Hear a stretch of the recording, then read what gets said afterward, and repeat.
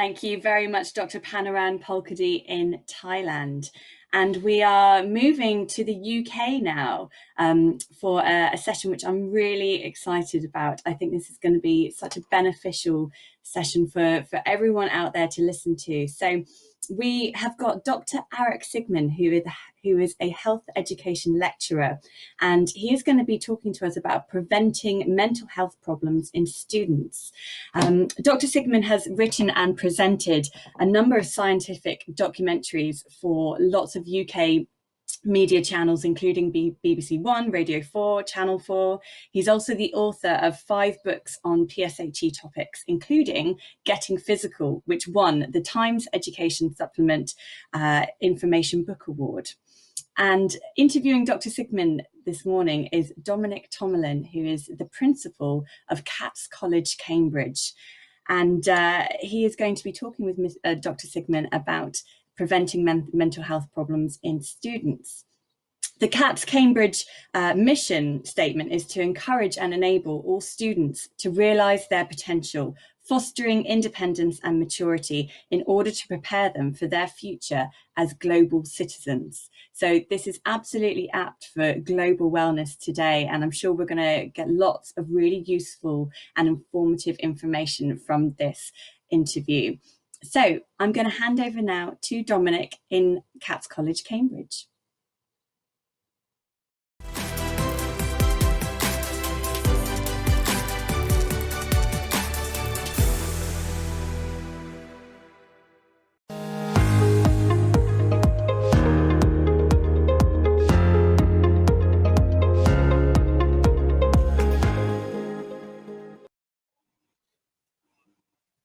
Good morning, everyone. I am delighted to be broadcasting to you live from Cats College in Cambridge. Those of you who have been watching the news in the UK may find that a little surprising. As a college, we have remained open for some of our borders during the pandemic. In fact, we have played host to up to 100 students, not just from Cats Cambridge, but also our sister colleges in Cats London, Cats Canterbury, and the Cambridge School of Visual and Performing Arts. As a school, an international boarding school, we take the well-being of our students extremely seriously. We love the manifesto that Global Wellness Day has put together, and we certainly say yes to the manifesto. I'm joined today by Dr. Aric Sigman, a health education specialist. I guess, Aric, my first question to you is I've had students in sort of mild incarceration for the best part of 3 months here at the college. What kind of advice would you give to me as principal as we begin to come out of the lockdown? You said incarceration. It's a very good description, and I think that we have to accept the fact that young people, especially teenagers, but young people in general, are built to move. And young people and children haven't been able to physically move, and they haven't been able to physically move much outside of their normal place of residence. So get them moving. That's an important thing. And also, although people can connect during lockdown in different parts of the world, we've come to realize it ain't the same thing as actually seeing other people face to face.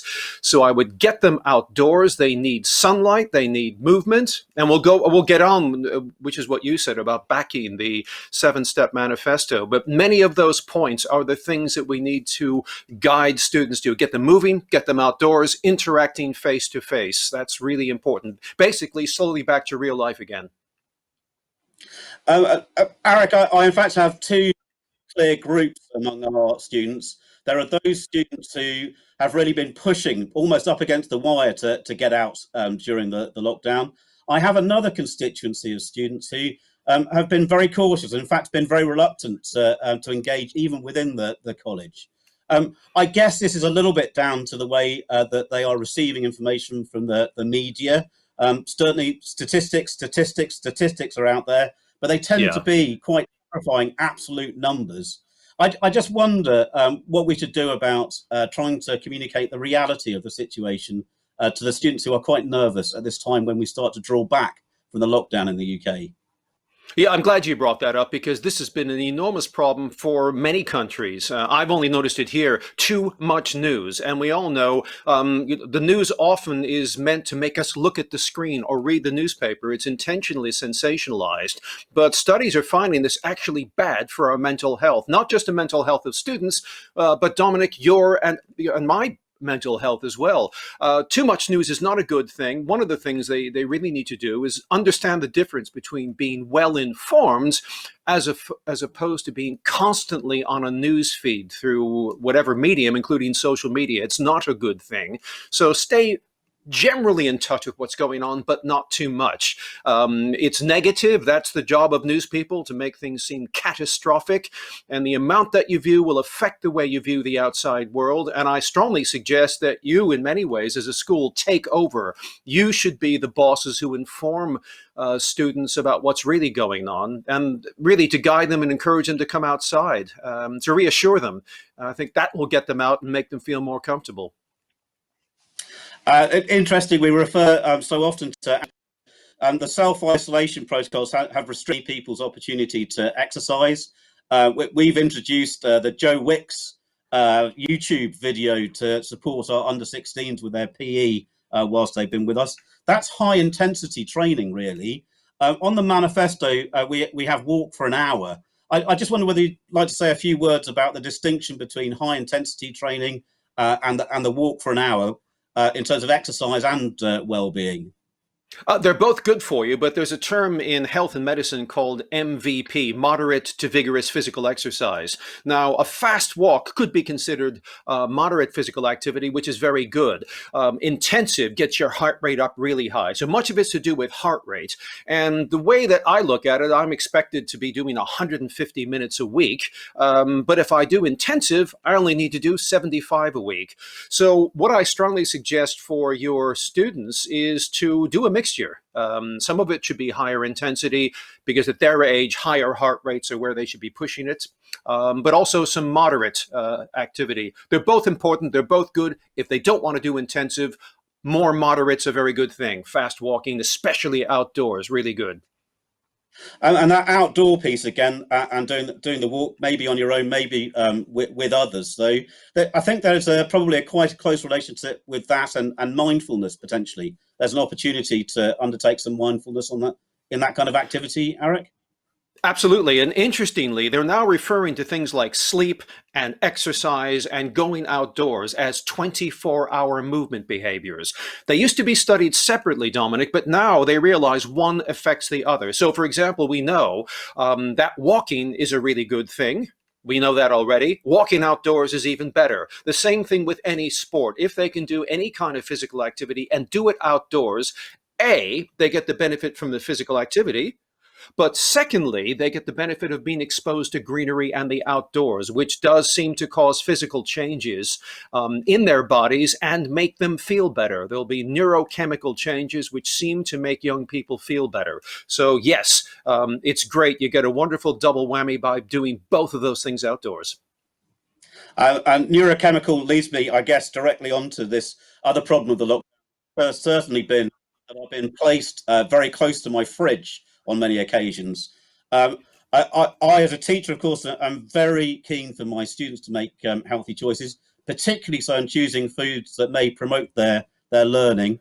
I know that blueberries, for example, have been found to be something of a superfood in the cognitive area. However, I was disappointed, Aric, to read somewhere else that a blueberry muffin was not a healthy breakfast. It is a cake. And as a consequence, yes, funny enough, make some changes. Yeah. I just wondered whether you'd want to comment on some dietary ideas for learning, but also for wellness in general. Yeah, I have to say, Dominic, blueberries, I have a real soft spot. My mother continues to grow many blueberries, and she makes blueberry pie and blueberry jam, which, like muffins, is not a health food, but they're very good for you. I also think that food is overlooked. People often think of food as either making you fat or being linked with heart disease or type 2 diabetes, but it also may be affecting mental health. And the two things I would look at if I was of any age, but particularly if you're a student, because your body's still developing, are what we call high glycemic foods. And the 7-step manifesto really does touch upon this, that foods which are refined, lots of sugar, refined carbohydrates, they make your blood sugar go up really quickly and then it comes down. Not very good for your mood and not very good for your general health. So you want foods which are not as refined, which have lower levels of sugar. The other thing I would look at are what are called pro-inflammatory foods. These are foods which produce inflammatory compounds in your body, which are linked with physical diseases like heart diseases and cancer. We know that already, but also there's now a suspicion that they may in fact be linked with mental health. So sugary foods, refined foods, deep fried foods, those kind of cheaper fast foods that might taste very good, there's new evidence that they may be linked. In other words, if you eat fresh fruits and vegetables which are not pro-inflammatory and have more of a so-called Mediterranean diet, there is some good research indicating it may reduce your chances of being depressed. This is very new, but at the very least, it'll improve your physical health. So again, you don't want sugary refined foods and you don't want a lot of deep fried fast foods. And common sense, as your parents would have nagged you about, lots of fresh fruits and vegetables, things which are not as processed are always going to be better for you. And I think it's probably worthwhile us just discussing for a moment the low carb diets that are out there. Things like the Atkins diet, for example. I'm not certain that's something that we would necessarily advocate for young people at all. Is that right, Aric, or do they have some merit? No, I think a lot of these things are extreme and made to cater for people who are middle-aged and want to lose weight to fit in the dress or the trousers they want. In short, all of us should be eating pretty much the same thing. We simply need to change the amounts according to our metabolism. But ultimately, most of us need to be having carbohydrates to a greater or lesser extent on and off throughout the day, but not refined carbohydrates. Don't cut them out. It does strange things to you. Secondly, the old story, having lower fat cuts of meat and so on, and lower levels of sugar and lots of fresh fruits and vegetables and nuts and that kind of thing. Quite frankly, it hits the headlines. It sells books to come up with this diet and that diet. And I have to tell all of the students and even parents listening right now, diets do not work in the long run. Every one of the diets out there will get you to lose weight. You'll all lose weight no matter what diet you're on. 2 years from now, the studies are showing you're likely to put the weight back on. Best thing that all of us can do is to generally take a longer view and eat healthily every day in the way that we just discussed. Aric, also on the manifesto list is getting yourself to bed and asleep by 10 p.m. I wonder whether it's worth us just talking through why that is so important, and perhaps particularly so for young people in learning environments. A couple of things. We know that if I happen to have a mental illness, I may not sleep very well as a symptom of me being unwell psychologically. But now we realize it works the other way around as well. It's called bidirectional causation. Not getting enough sleep may cause a depression. Having your body clock disrupted, in other words, by being woken up a number of times throughout the night, perhaps having a smartphone with messages waking you up. It's called body clock disruption. That also can cause mental illnesses, they now believe. It can cause changes, epigenetic changes in brain cells which control brain chemistry. So it's important to get enough sleep to prevent some types of mental illness. Secondly, you're not going to be in a good mood if you don't get enough sleep. And most importantly, if you're a student listening right now, if you don't get enough sleep, it's very likely you're going to get lower grades. Sleep is absolutely imperative to get the grades that you're capable of. It's thought that when you go to sleep at night, what you've learned during the day becomes consolidated in your memory.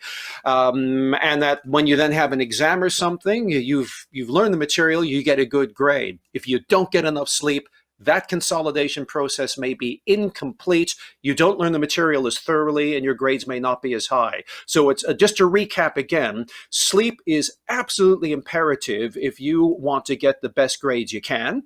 And studies are showing this again and again. And secondly, if you want to prevent mental health problems, make sure you get a good night's sleep and that's not interrupted.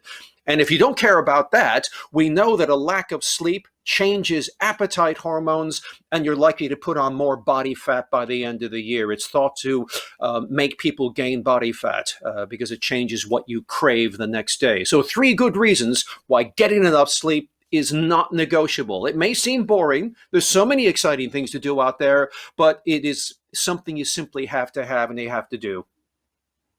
And Aric, if I could just pick up, I think there's a fair amount of research that demonstrates that memory consolidation actually happens very late in the sleep cycles, maybe in the 6th to 8th hour. And so cutting back, even mildly so, is going to have a big impact on the student's memory. In terms of recommendations for periods of sleep, we talk about going to sleep at 10 o'clock, but what kind of period should people be aiming to sleep for?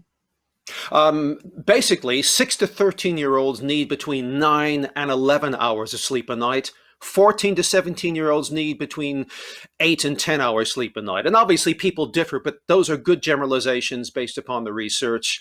And what we are finding, interestingly, is that you teenagers listening right now who complain that schools start too early for you, you do have a point. There is research showing that your bodies going through your teenage years are built to go to bed later and to wake up later. Sadly, it's not convenient with the way our societies run, but don't think you're wrong. You're biologically correct. And I think what we have to do is to reconcile, try to come up with a compromise. If you can go to bed earlier, it's a really good thing. The most important thing for everybody listening now is to try to have a routine. Shifting your bedtimes from here to there to here to there is really not good. It gives you a form of what we call jet lag. Your body is out of sync the next day. So try to have some regularity, and that's as is important as getting the right number of hours a night. And I guess I have a specific issue as the principal of an international school. I recognise that familial contact in a boarding setting is very important. However, time zones mean that parents are often awake at very different moments to their children. How do you think a school like mine should go about managing that balance between sleep disruption and familial contact? Right. I may seem very cruel, but my job is not to tell people what they're interested in hearing. The tough part of my job is to tell them what is in their best interest. And I think that we have to accept that if you're going to go to a school in an entirely different time zone, 8 or 10 hours difference, you have to accept the fact that what has to come first is that you as a student must get enough sleep. If you don't, it's a risk to your mental health, physical health, and your school grades, which is why you came to England anyway, is to go to a really good school like CATS. So I'm afraid that's our starting point. And I'm sure, because I do speak at many schools, I speak to parents, I speak to students and to headmasters and principals like you, there usually are ways of trying to reconcile what time of day on what days can the students actually FaceTime or link up with their parents but not lose any sleep. And usually you can find the times throughout the week where that can be done. I don't think schools should be allowing students to get up in the middle of the night or stay up really, really late in order to FaceTime or connect with their parents. It's really not good for them in all of those 3 areas that I talked about. So quite frankly, from a health and medical and psychological point of view, that's the way it has to be, and we have to work around it that way, unless there's a very good reason that they do have to contact parents in the middle of the night. Aric, I'm so pleased you said that. I have some fabulous quotes for me to offer to parents and students next term. I'd like to sort of move on a little bit from that. Here we are on Global Wellness Day, a very international environment. You've touched on the fact that some cultures have some very good wellness wisdom within them. Perhaps that Mediterranean diet would be an example. I know that you've travelled quite widely. What other cultural ideas are there that could be perhaps more widely shared across the globe to promote wellness? A couple of things. I have been to many, many different countries. I've done some volunteer teaching in a wide variety of countries. The things that I'm picking up, again, coming back to the 7-point manifesto, is the idea of family meals. In cultures where we eat more often with our families, this seems to, make medical studies show that it actually is better for children in the long run. When you look years ahead, eating together as a family, if and when you can, is a very good thing. And if you happen to be at a boarding school, eating with your fellow students and with the teachers you're close to. Usually, there are boarding house teachers or housemasters or housemistresses on a fairly regular basis is very good for both mental and physical health as well. So that's one thing. A couple of the other things that I've noticed in Western countries, and I'm starting to see this in the Far East as well now, we tend to, as a society, look outward all the time. 24 hours a day, if you want to look at something, it's there, usually through electronic media. The new term they're using is technoference. While a lot of other cultures, which are not as technologically keen, or they don't have as much technology, have time to daydream. They have time to what we call be bored, and they can reflect upon things. And that is absolutely imperative for our mental health. Basically, if you're a teenage boy, Dominic, you go to school today, a girl smiles at you across the hall, a teacher frowns at you, the headmaster calls you in and says that the grade on your exam wasn't good enough. You've had a number of experiences. And when you go home, you need to turn those things over in your mind to do with some emotional housekeeping. That takes time, and you have to have no distractions for that to happen. And for an awful lot of young people around the world, that's not happening anymore. They don't have enough time to actually get bored in that way and to turn inward the way that some cultures do. So that's one thing I've learned. And as a related point is this. In many countries, the idea of religion is considered an old-fashioned thing your grandparents did. Certainly, I know that in England here, people don't go around bragging that they are very religious. It's considered something a bit old-fashioned. And one of the things that I would point out is that if you do come from a religious background, no matter what your religion is, and people, watching me and you right now will come from many different religions, they're all equal. Basically, take advantage of that. There is growing evidence that having some sort of religious faith in some way or other may be good for our mental and physical health. Maybe if we believe in some sort of higher force, it takes less pressure off us. We feel we're sharing our burden. It's not clear why. And I'm certainly not a preacher. I'm not trying to make anybody religious at all. But I have to say there is a good reason to take advantage of that. So that's something else that I'm seeing in other cultures, which I'm seeing sort of drifting away in our culture. I'm trying to think of, there is another point, which is doing a good deed. I saw that on the 7-Point Manifesto, and I thought, oh, what a great thing to write down in just a few words. Being kind to other people and helping other people, either on an individual basis, helping a little old lady down the road, or joining a helping organization, is good for your mental health. There's also some evidence that it may be good for your physical health as well. It may be for evolutionary reasons that we as a species, as humans, survived because in the caveman days, we helped one another.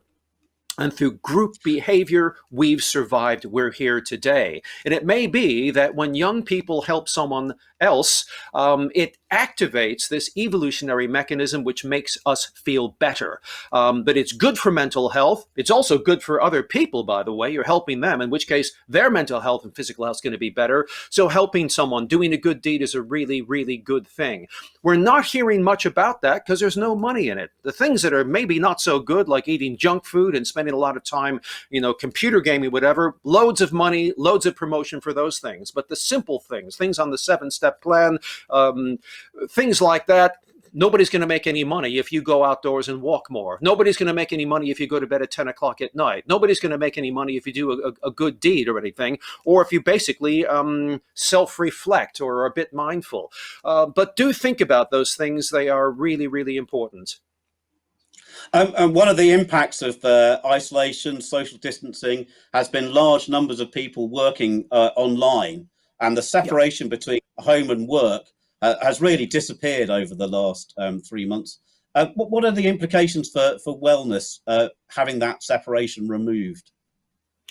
It's not a good thing. I think that even before lockdown, many of us adults often complain that we come home and we start to check our emails or our messages, which are work related. I've had to work very hard to simply have a cutoff time when my phone is off. I don't look at emails. And during lockdown, of course, that dividing line, as you suggest, Dominic, has become somewhat hazy.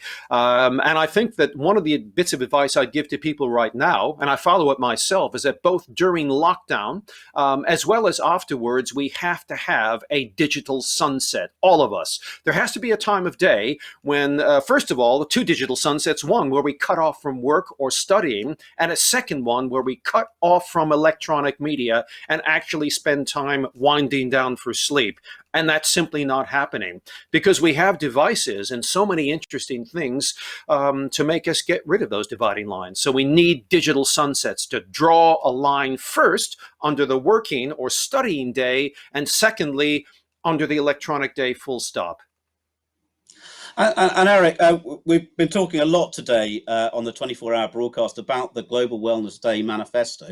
As you look down the 7 steps there, are there any you would particularly like to highlight, perhaps for students and then for adults?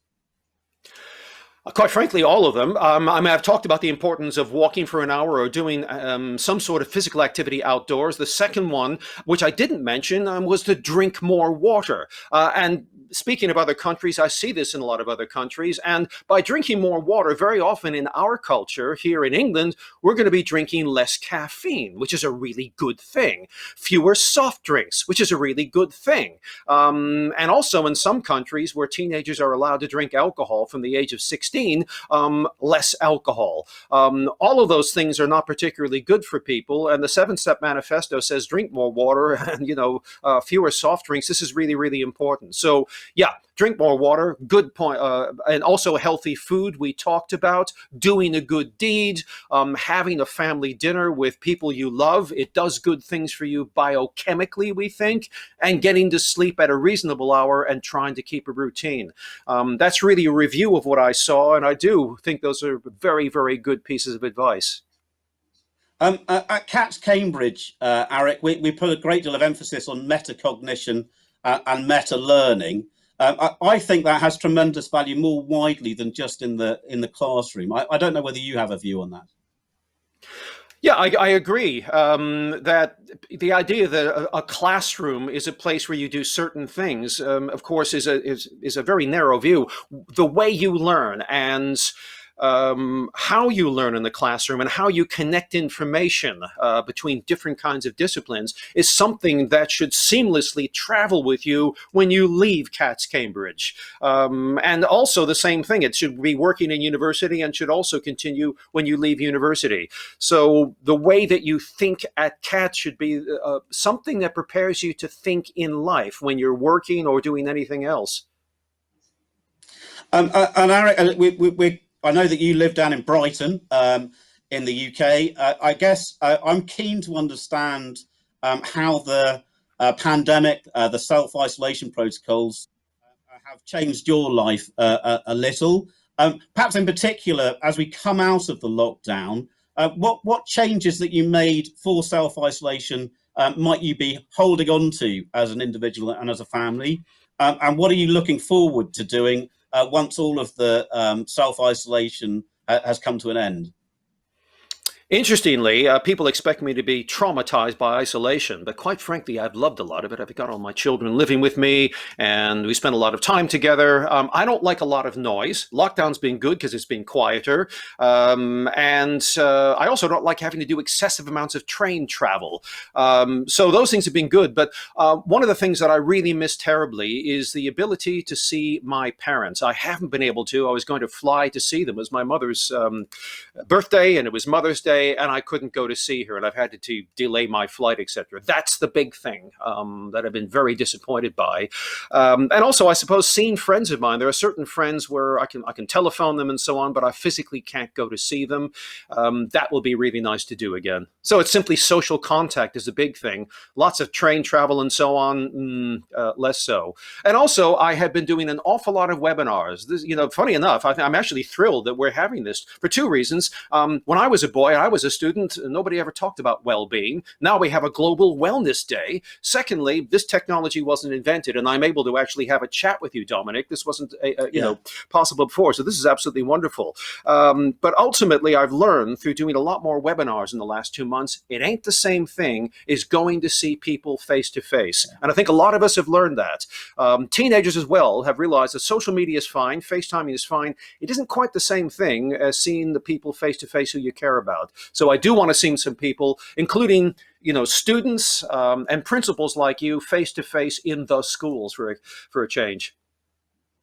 And Aric, I guess the pandemic, our experience of COVID-19, is going to have implications for self-education, health education going forward.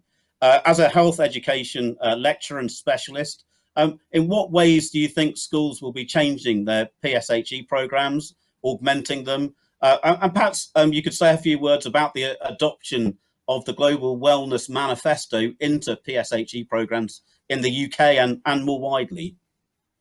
Well, I'll start off with the last point, actually. I think that the Global Wellness Manifesto, as I said, it doesn't earn anybody any money. And it's great that you're having a Global Wellness Day because you have the muscle to actually bring these important, wholesome points to young people around the world and their families. And it's difficult to get these simple points about going for a walk, drinking more water, getting enough sleep, doing a good deed. People say, oh, yeah, those are nice, wholesome things, but they actually are a lot more important and are far more likely to bring you mental wellness and happiness than all the things that are marketed at $200 million a year.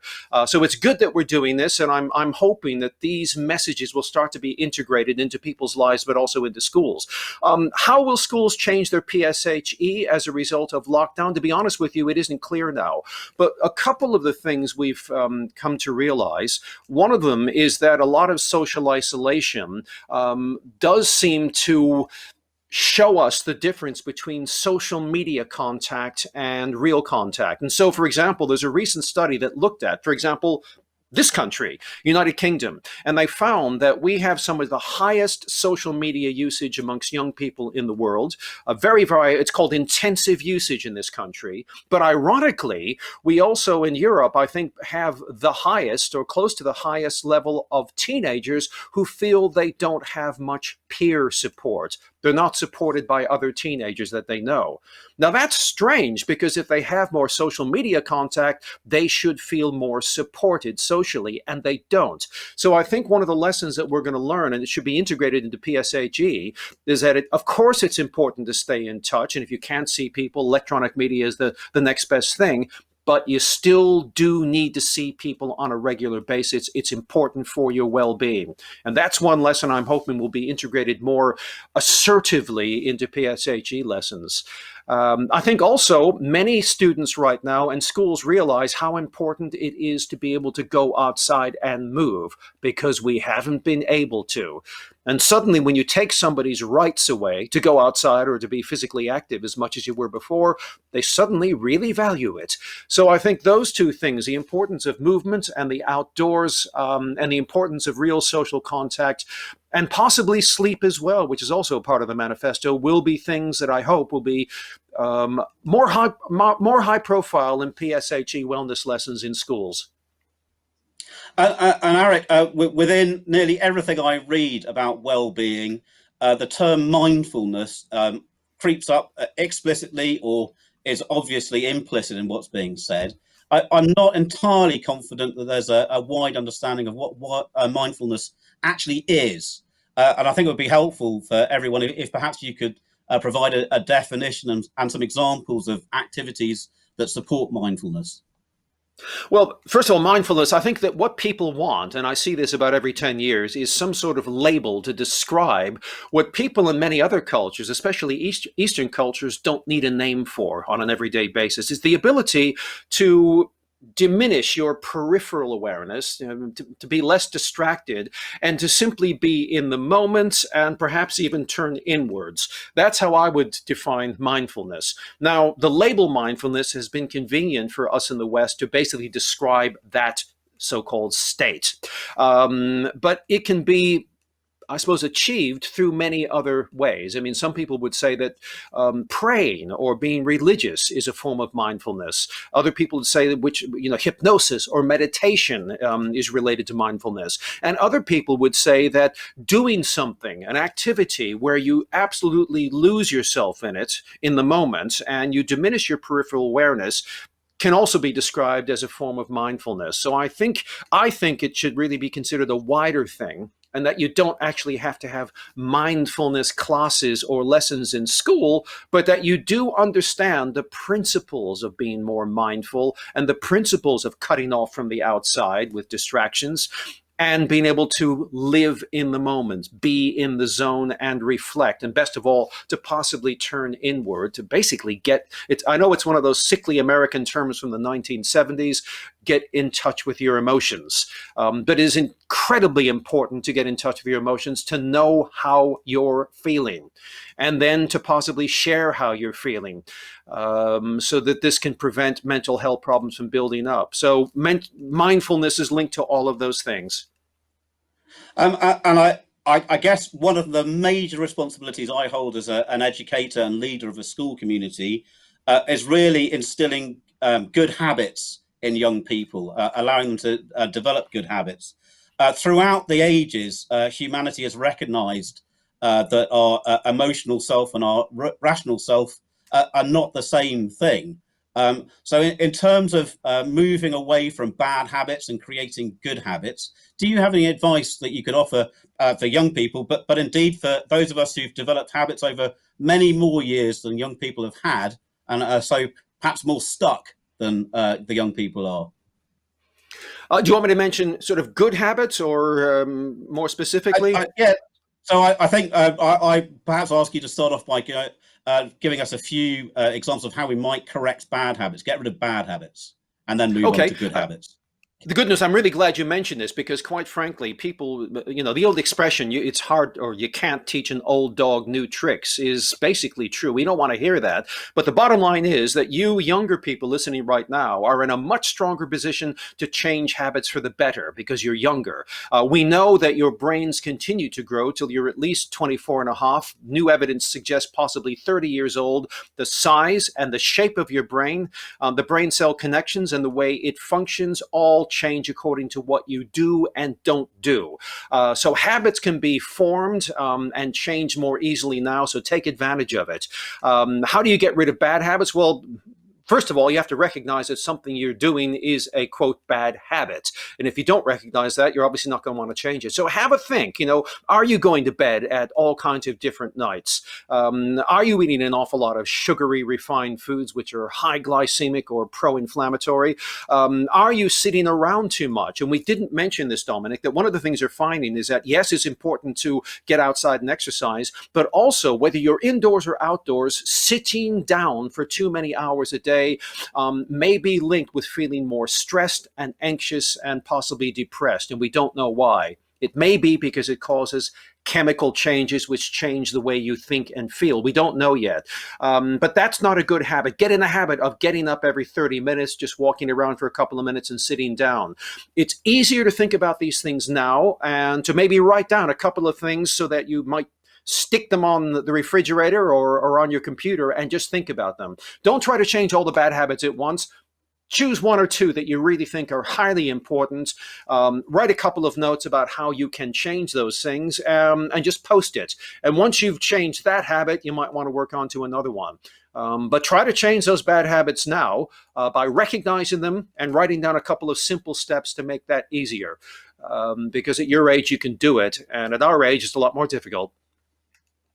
And I guess you will have noticed that I've got an early warning system in my office. If I don't move around, actually the lights get turned off. So in creating good habits, though, Aric, how should we go about that? How can adults support young people in coming up with good habits, deciding on the habits they want to have and how they want to lead their lives? Well, young people listening now, and by the way, I've got three teenagers, and I'm always nagging them about their habits. That's my job as a father and also as a health educator. Quite frankly, those students listening right now, if you can bear to have a chat with your parents and to say to them, listen, I hate to have to ask you this, what do you think are my bad habits that are not really that good for my well-being now and in future? And just stop, bite your tongue, and listen to what your parents have to say. And you might want to say to them, can you help me change some of those habits? This is what I want to change. Just choose one or two at a time and ask for their help. Now, you might be lucky because they might say, if you change this habit, we will reward you. And they might do things or even buy things for you that they might not have otherwise. So you might be able to use this situation as a good opportunity. But ask for their help. Ask for the help of your brothers or sisters or your friends. It's much easier to change a habit if you have some support around you from family and friends. But start off with your parents if you can. If not, then people at the school, if you're a boarder, your friends, other relatives, etc. And I guess there's an old truism in the UK where we often say by the time you get to 25, you're amazed how much your parents have learnt since you were 18. Yes, Uh, absolutely. Yeah. Sorry, go ahead. No, you go ahead. Go ahead. Aric, I was just going to ask, one of the biggest commercial successes from the pandemic has been on the streaming of movies, TVs, box sets. I just wonder whether you might reflect on your own experience of the box set revolution, Netflix, how it's impacted on your family, and perhaps if you have some favourites that you think have some good messages to share on Global Wellness Day. Well, yeah, first of all, I publish medical papers looking at concerns about too much recreational screen time. Not concerns about lockdown. We're all watching more screen time now because this is a highly unnatural situation where we have had to stay indoors. But for the rest of the year, we do need to think about the sheer number of hours a day that we are spending on social media, YouTube, Netflix, and everything else. These are fine, but amounts do make a difference. During lockdown, like you, I have watched more.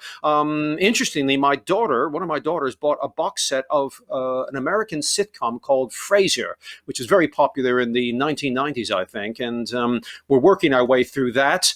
There was another series called Mad Men. And what I learned is how easily addictive it is to go from one episode to the other, to the other, to the other. And I think we have to use some self-discipline about that. You could stay up all night long. And some of you watching me right now are young enough to be able to stay up all night long and do that. But I think it's taught us that the sky's the limit, that with this new technology, you can and I can watch and watch and watch and watch and watch. And there comes a point where it's not very good for us. So I think this has shown us what the limits would be, and it's pretty much unlimited. And we need, after the lockdown, to get a grip on this. And I like to view it the same way we view a long haul jet flight. Let's say, for example, you are flying from England to Australia or Hong Kong or somewhere like that. In the back of your seat, there is a screen and you can watch all the films that you want. That's fine. But when you land, you can't keep watching films and films and films. And I think that lockdown is like a long jet flight. It's an unusual circumstance. We're locked in. Then yes, we can watch the films and the entertainment on the screens now, but when the plane lands, when the jet lands, and when lockdown's over, we have to get a grip on that and return to a normal life which has a better balance of real life as opposed to virtual life on screens. And I guess from my own experience at home, we are a West Wing family.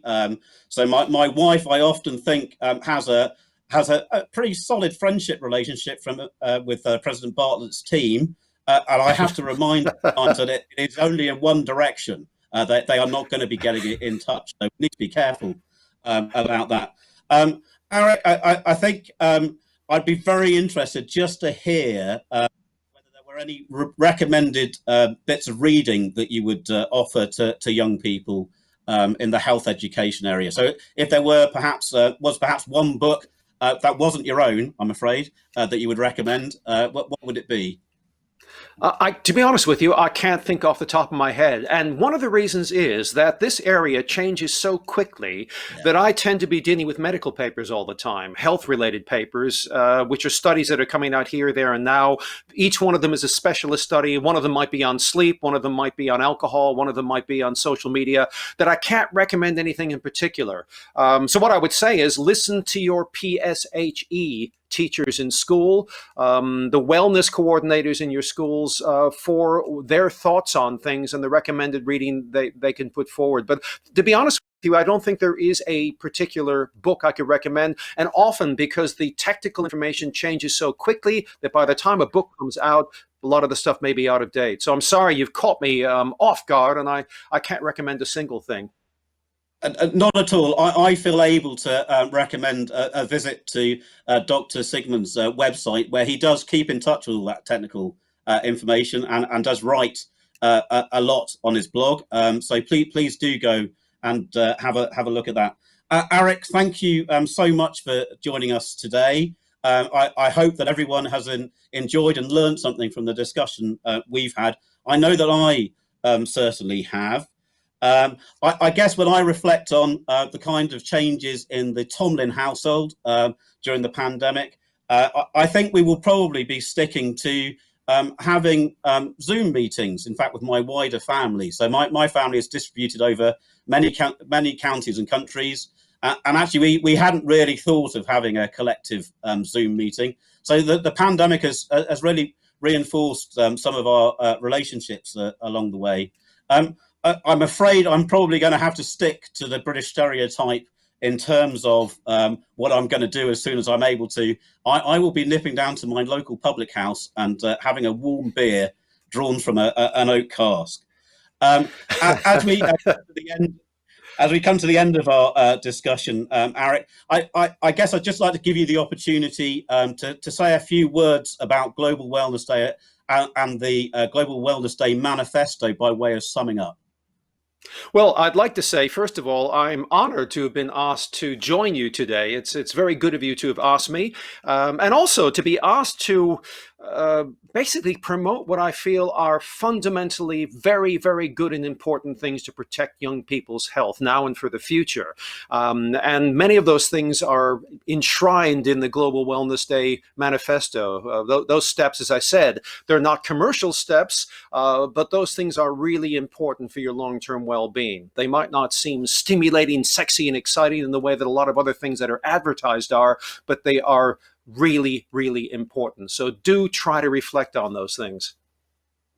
Aric, at the beginning of the session, I waved my I say yes paddle. I'm just wondering whether I have a permission to wave a paddle for you also. What is a yes paddle? Tell me what it is before you hit me with it. Here it is. I say yes. Hopefully you can see it on your computer screen. Hold on for a second. I'm just going to, I've got something in the way, and I'm going to quickly, here we go, now. Oh, yes, I can see that. There we are. I'm just going to get it very clear. Very good. I have to say, if I didn't know better, I would say that you look like a politician with a placard right there running for office. I wasn't quite sure what it was, but yes, I can see that. Thank you. Okay, and so that's my paddle. I'm now holding up your paddle, Aric, a reflection of Global Wellness Day in the middle of a pandemic. Absolutely, Aric, I'll hold my hands up like that. Aric, thank you so much. CATS Cambridge is also really delighted to play a role in Global Wellness Day. It has been a great privilege to speak to Dr. Sigman. I know that I've learned a good deal from the discussion we've had, and I'm hopeful that everyone who's been listening has also. We are now in the middle of preparing for the new academic year with all the uncertainties that go with the lockdown. As a boarding school, where all of our students will be crossing borders, we're paying very close attention to how the lockdown protocols are moving. And I guess there's a little bit of uncertainty there, but we are determined to be able to offer an international building of education from September, and we have good plans in place to do so. If I were to tell you a little bit about the students who have been stuck with us, as ever, they've been enormously impressive, Aric, in their resilience and their forbearance during the lockdown. Like you, I'm full of admiration for them. They are being very patient as the borders begin to reopen, and they're all looking forward to getting home. I guess as we seem to have a few more moments left, as they go home, that's going to be quite a change for them. They're going to be changing from a boarding school environment, really with non-familial people. We have close relationships, and then going back to the family home. Is there any advice you give them as they return home from school? Don't overdo it. I suppose it's like being let out of some sort of prison. That not that I'm describing your school as a prison, Dominic. Please don't see it that way. But the point is, if we suddenly have a lot of restrictions placed upon us, and suddenly the prison doors open and we can do whatever we want, often we overdo it because we can do all the things as much as we want that we couldn't do before. So do try to show some self-control over the things that you couldn't do before. But quite frankly, I'm not too worried about them re-entering the real world again. And I have to say, you mentioned the fact that there were a lot of restrictions and that young people might have been bored. They had to show a lot of self-control. There's good research that self-control is one of the best things you can develop as a young person.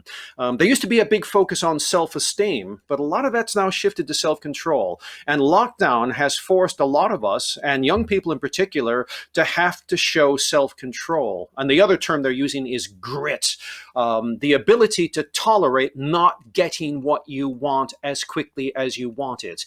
And young people don't like that, because your job as young people is to get what you want as quickly as you can. We don't blame you. But actually having to show self-control and restraint and to develop that more and more and more is really good. It's a big predictor of your academic success in future. And it's also being linked to being happier later on. So it was tough now. Savor your ability to leave lockdown and enjoy your families again, but just don't overdo it. Yeah, I really like the grit piece as well. In fact, it's in one of my presentations. I highlight to the students that really the talents you are born with are for absolutely nothing unless you apply effort to their development. And that first round of effort is only really going to give you skills. Actually, having skills is for nothing unless you apply effort in the application of those skills. And it's only then that you're actually going to achieve anything. So effort really does count twice. I'm always very careful, though, Aric, to point out that effort needs to be directed. There's no point trying to do everything the whole time at once. So grit's certainly part of our meta-learning approach. No, that's really good. I think I heard. Yeah, no, I've got the message. So I think we are coming to the end of our discussion. I'd just like to say thank you very much to the Global Wellness team for all their support in producing this interview. And once again to say Cat's College really does say yes to Global Wellness Day. And I'll hand over to Chantal